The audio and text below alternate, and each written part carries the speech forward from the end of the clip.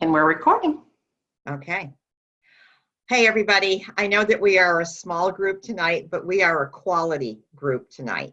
And this is information that I have been wanting to present for months and months and months, and I have put it off.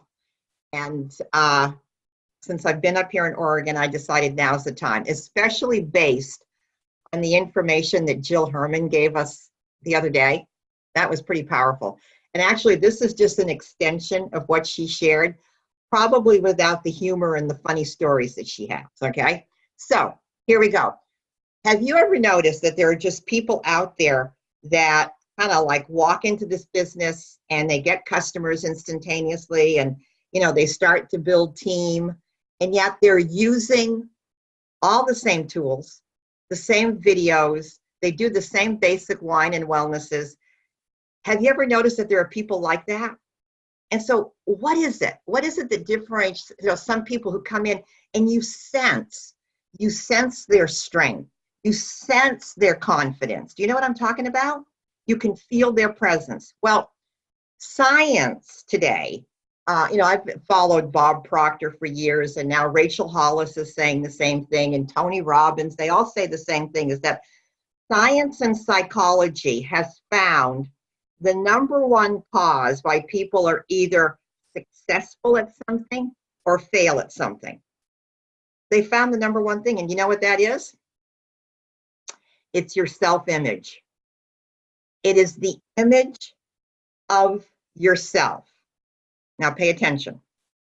Okay, so the image of yourself is how we see ourselves, but it's also how other people see us. We know through neurochemistry that how we see ourselves is how other people see us too. Now, how is that different than our self-esteem and our self-worth? Well, your self-esteem is how you feel about yourself. Your self-worth is how you see yourself. So one is the feeling and the other is how you see. Now, here's the difference. Your image, your self-image is very much dictated by your self-esteem. Oh, so then the work of constantly fortifying this self-esteem, your self-worth, is ultimately so important. Remember, it all falls back to the number one reason, okay? And when it comes to your self-esteem, when it comes to your self-worth, my friends, there should only be one opinion that matters, and that should be yours, okay? Self-esteem and self-worth is independent. It does not depend on what society holds as a value. Your self-esteem, your self-worth should not depend on how much money you have, your wealth, your education, your health, your status, okay, or even the way we've been treated, okay? So what science also tells us is that so many people out there, and this is a big aha, so many people out there literally navigate the world and relationships searching for evidence to validate their limiting beliefs. And Kathy, you and I just had a conversation about that an hour ago. Not about you, but about a mutual acquaintance. So we navigate the world trying to validate our limiting beliefs about ourselves. So what I'm going to do tonight, is I'm going to take you through some steps, okay, to help you build the self-esteem, the self-worth, and then change the image that you have of yourself. How does that sound? Okay. So I started with about 8 steps. I could do 12, but tonight we're not going to do that many. All right. So number one, okay, let me click. Did it move, Kathy?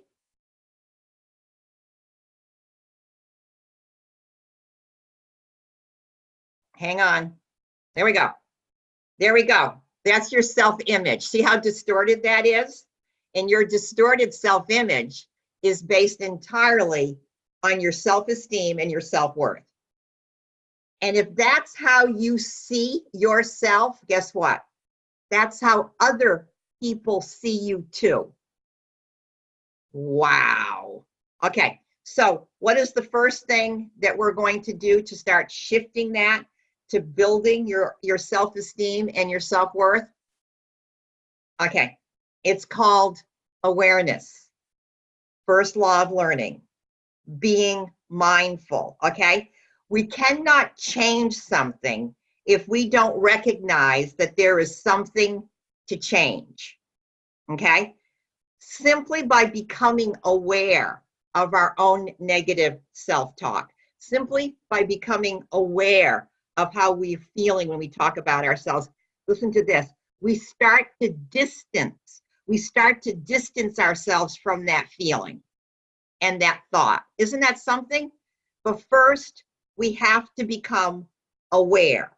Awareness is the big thing. You're not going to change your self-talk until you start to light up and go, there I go again. Here I go again. And this little autobiography, I want you to kind of read this as I read it, is to me the ultimate example of becoming aware of your life, of your thoughts, your circumstances. Okay, this is Portia Nelson. Guys, I was introduced to this 20 years ago. Portia Nelson, my autobiography in 5 simple chapters. Number 1, I walk down the street. There's a deep hole in the sidewalk. I fall in. I'm lost. I'm hopeless. It isn't my fault, and it takes forever to find a way out. Day number 2, I walk down the same street. There's a deep hole in the sidewalk. I pretend I don't see it. I fall in again. I can't believe I'm in the same place, but it isn't my fault. And it still takes a long time to get out. Chapter number 3, I walk down the same street. There's a deep hole in the sidewalk. I see it's there. I still fall in. Oh my word, it's a habit. My eyes are open.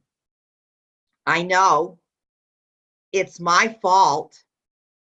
I get out immediately. Day number 4, I walk down the same street. There's a deep hole in the sidewalk. I walk around it. Day number 5, I walk down another street. Guys, that is the ultimate expression of becoming aware of your life. The thoughts, the habits, the relationships, the drama. This is worth its price in gold. So remember, as soon as you become aware, thank you, Tish, thank you, Abby. As soon as you become aware, okay, oh my gosh, I fell in the hole again. I am thinking the same thing. I have been doing this for a lifetime.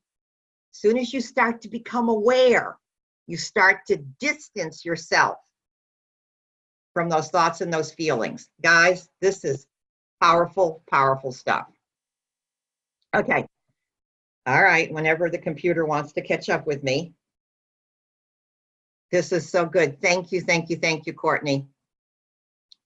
All right. The next one is change your story. If I could get it to come up. Do you guys see that? Change your story. Change your story. Brene Brown. I don't know how many of you have gone through the Brave Leader program, but we have the ability to change our story, okay? Sometimes we're on such automatic negative talk. You know, you look in the mirror or constantly, I'm fat, I'm lazy. And the thing is that when we have repeated these things in our mind so often, then we start to believe that they're true, okay? But here's the deal. These thoughts, my friends, they're learned. And if they're learned, that means they can be unlearned. And you know where a great place to start is? A great place to start is I am affirmations. Now, guys, you have to get that there was a time when people felt that I am affirmations was some sort of a new age voodoo kind of thing. Oh my goodness, that is so strange. But yes, Jamie, unlearn. We can unlearn this. So if I were to ask you, because what science tells us now is that these I am affirmations are what science is calling fluency training. I am affirmations are fluency training, okay? And when you start writing down positive things about yourself, okay, with I am in front of it, that's the next step in starting to get out of the hole. All right, so they say, I'm going to give you 60 seconds. On your mark, I'm going to give you 60 seconds to write down as many I am affirmations about yourself that you can come up with.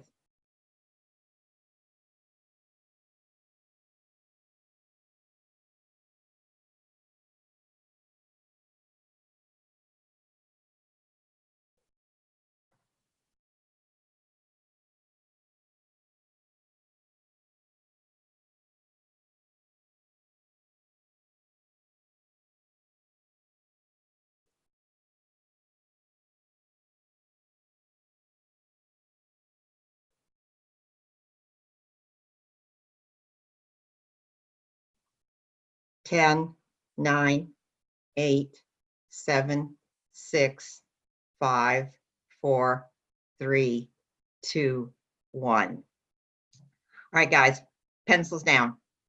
So what this researcher found is that by simply writing down as many I am affirmations as you can in a minute, okay, in 1 minute, you can lessen the symptoms of depression.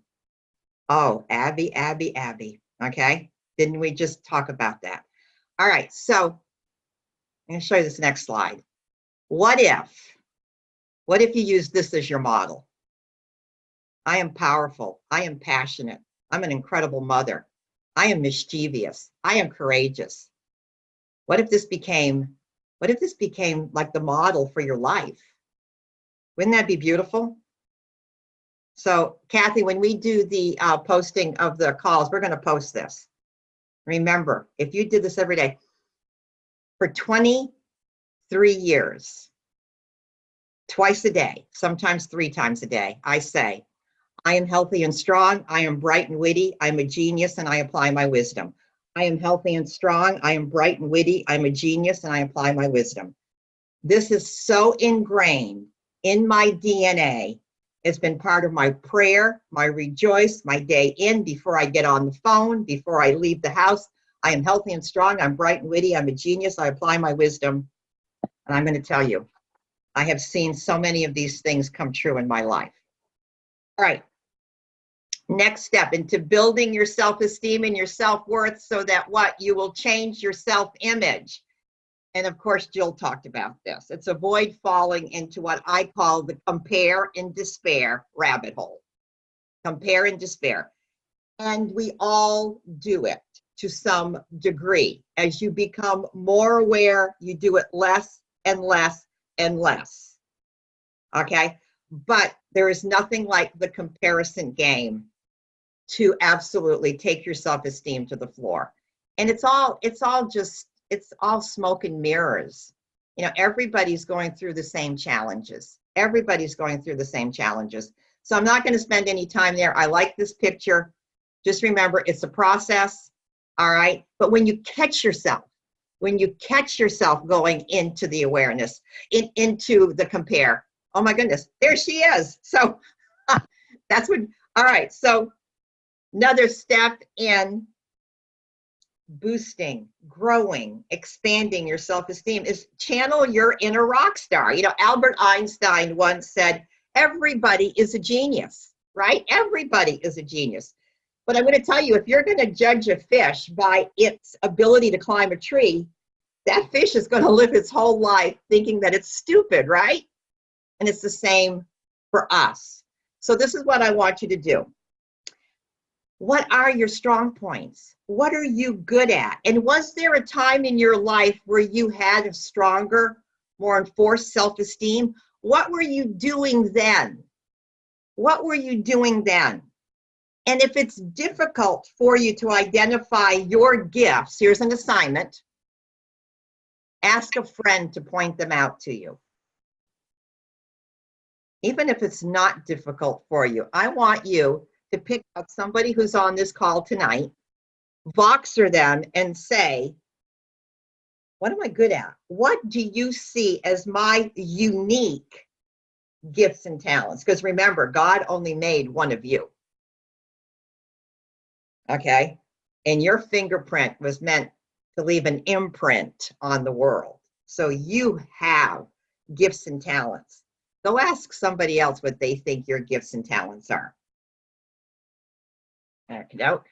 And of course, this one is false. This is how we live our lives. You know how blessed we are to be a part of this community, where every single day we focus on eating well, exercising. It's just part of who we are.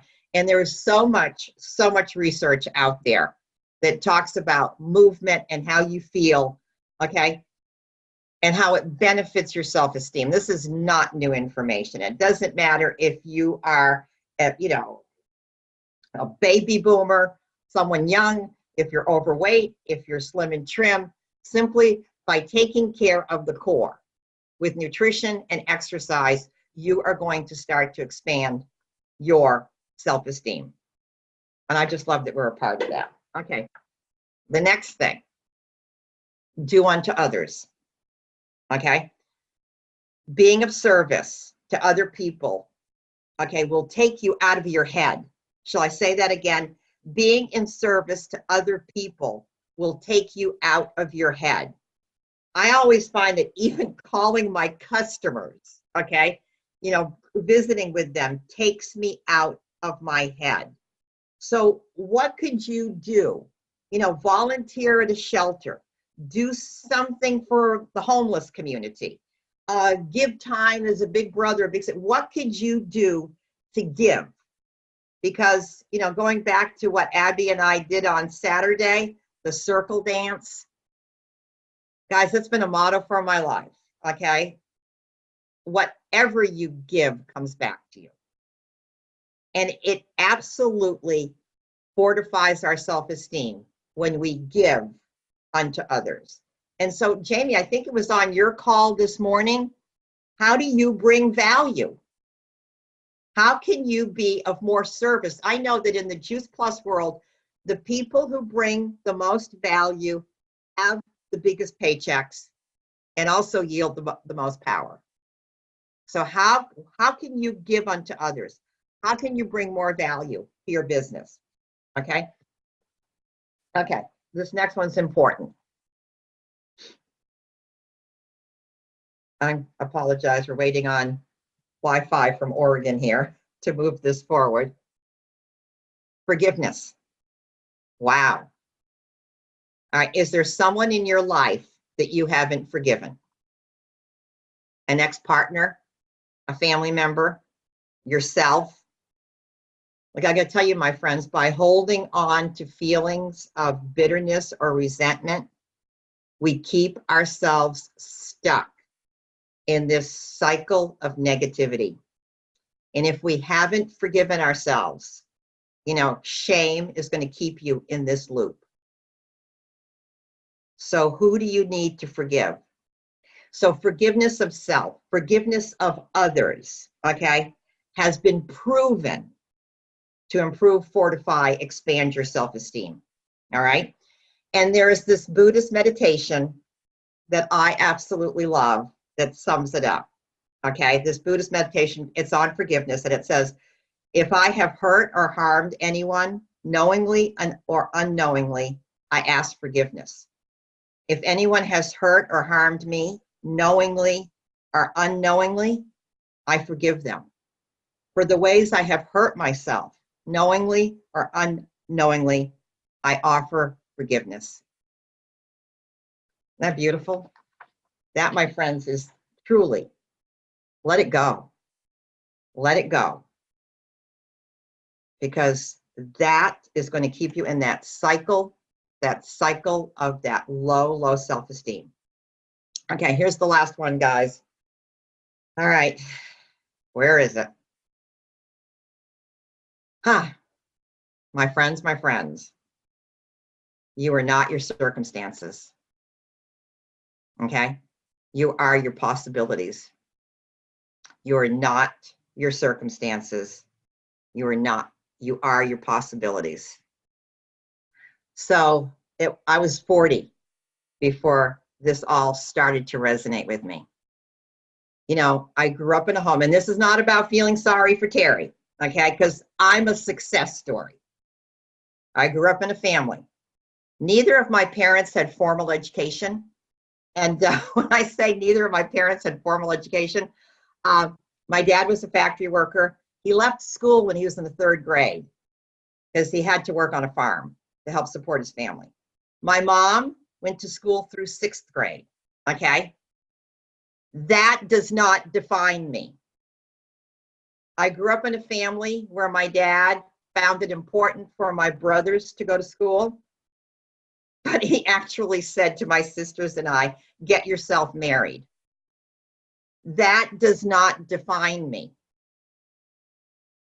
I've gone through a divorce. That does not define me. And if you guys have ever looked at my signature line on my emails, what does it say? Live a life of possibility. So, what circumstances do you feel define you? What circumstances do you have to forgive and let go of? Because it is a lie and it is an illusion. And the minute that you start to realize your self-worth, what I want you to know is that your energy will shift and you will start to attract other people. That's my promise to you. So those are, and then of course the big one, and this is in Brene Brown's work, and I've got to put it in here, is that do the thing that you're most afraid to do. You got to enter the cave, right? That thing that you're resisting, do that thing and watch your self-esteem build, grow, expand. And when that happens, your self-image will change. As your self-image changes, people respond to your stronger, more powerful, more confident, more loving, more forgiving image. And you know what? People will feel safe with you and people will trust you. Any questions? How many people are on the line tonight, Kathy? 25. Oh, good. That is nice. Okay, guys, thanks for coming out and playing with me tonight. Remember your I am affirmations. Remember to ask a buddy. Ask a buddy. Thank you, Jen Hageman. Remember to ask a buddy, what are my unique talents? What do you see in me? Ask a buddy what that is. And coming in July, our Team Up home-based calls are all going to be based on last year's SALT program. We're going to be viewing the movie Think and Grow Rich, and we're going to break it down with weekly assignments, okay? So I hope this helps. You know, my heart breaks when I see so many women struggle in this business. And the work starts here. This is where the work starts. All right. I love you. Thank you. You're the best. Sweet dreams. Carrie's going to go see the sunset.